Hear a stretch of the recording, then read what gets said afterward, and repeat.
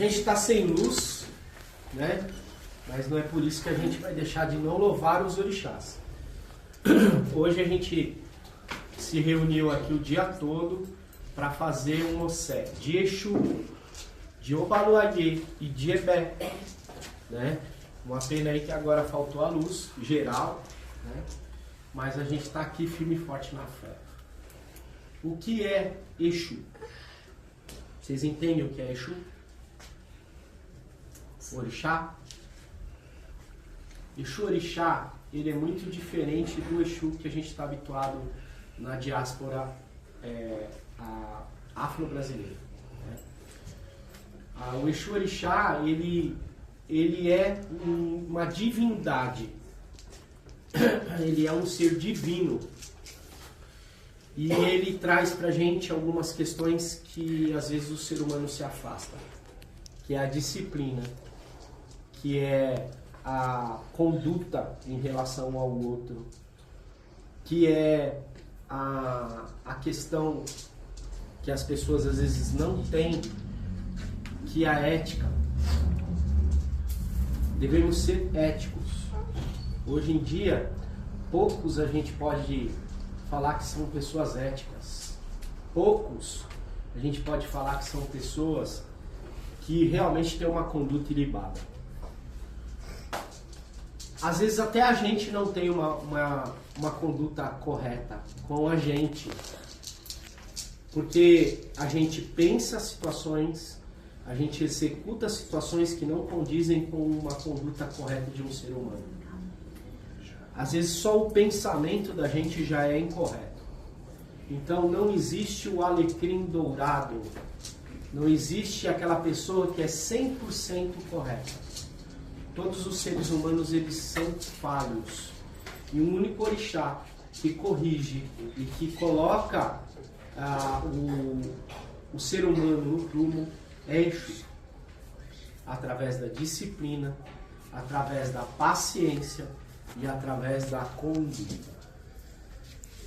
Então, se você não tem paciência, se você não tem disciplina, se você não tem conduta e muito menos ética, você não tem o axé de Exu. Mas eles têm que entender que eu sou falho. Não.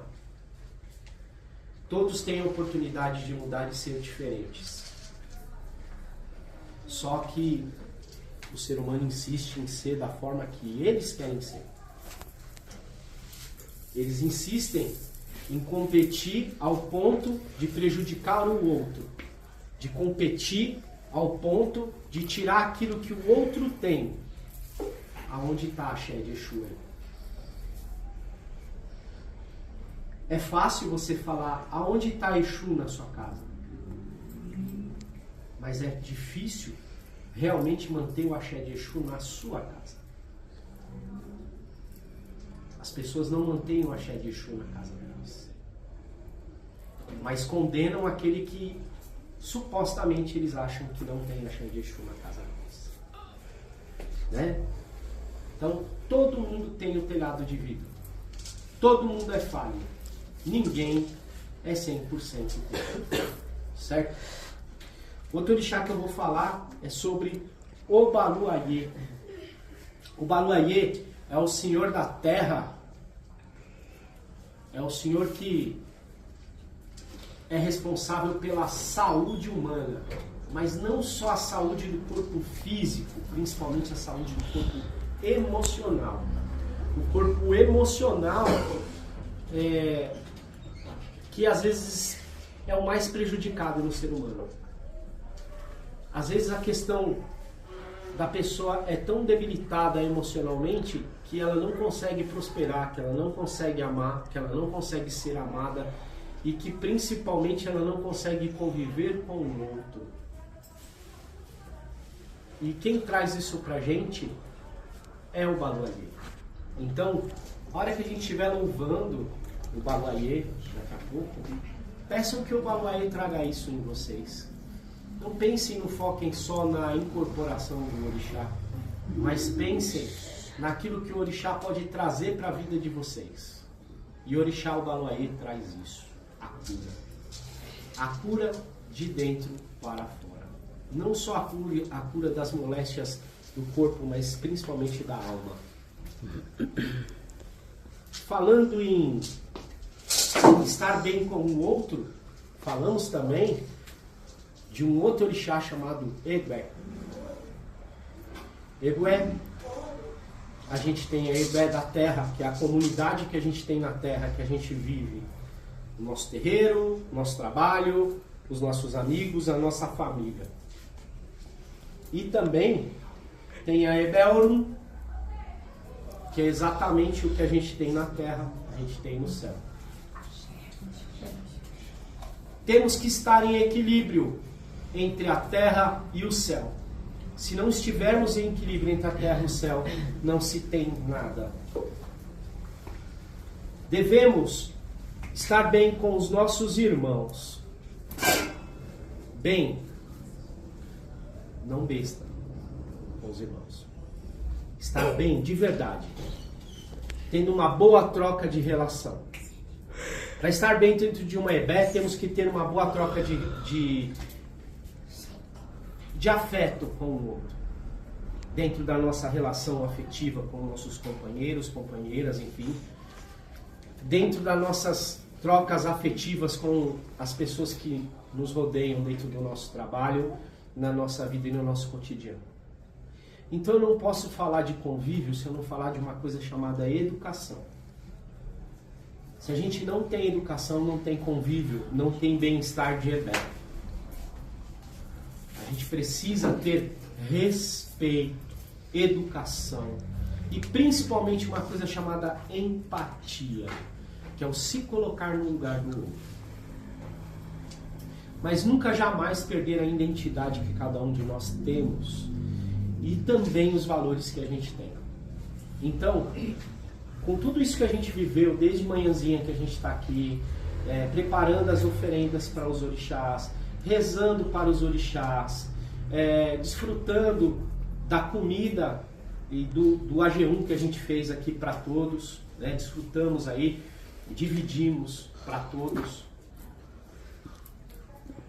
A gente pegou um axé. E esse axé ele só vai permanecer no nosso corpo se a gente seguir a conduta de Exu, a conduta de Baluayê e a conduta de Ebé. Então respeitem o outro. Não achem que o outro só quer prejudicar você também. Tenta ver o lado bom. Se não tiver um lado bom, se afaste. Mas não precisa brigar e nem colocar o seu ego acima. Não tente querer prejudicar o outro para mostrar que você está certo. O outro vai estar errado, ele vai aparecer como errado. Não adianta. Cedo ou tarde, as máscaras caem. E caem. Cai muito. Então, vamos louvar os orixás e pedir para que eles mantenham aquilo que a gente é de melhor dentro da gente quando a gente está com a gente mesmo. Quem a gente é com a gente, quem a gente é com a nossa vida. E tomem cuidado. Quando você prejudica o irmão, você está prejudicando a você mesmo. Se você prejudica o irmão no trabalho, você está prejudicando a própria equipe de trabalho. Se você prejudica um irmão dentro da fé, você está prejudicando toda uma estrutura dentro da fé. Se você quer prejudicar o seu vizinho, uma hora a barriga aperta e é aquele vizinho que vai ter que te ajudar. Então, prestem atenção nesse conceito de Ebé. Ebé é muito mais profundo do que isso, poderia estar falando sobre realmente as questões de Ebé da forma que elas são. Mas eu entendo Ebé desse jeito, eu entendo o Baluayê desse jeito, eu entendo o Exu desse jeito, e quero passar dessa forma que eu acho que é a mais simples para que se entenda esses orixás. Peçam cura, peçam verdade para vocês, e peçam que cada vez mais vocês estejam perto da verdade. Que perto da verdade a gente está fora da ilusão da vida. Porque o que mais tem hoje é ilusão na vida. O que tem mais hoje na vida são pregadores, são sacerdotes, são pastores que não são aquilo que pregam. E eu tento ser todos os dias.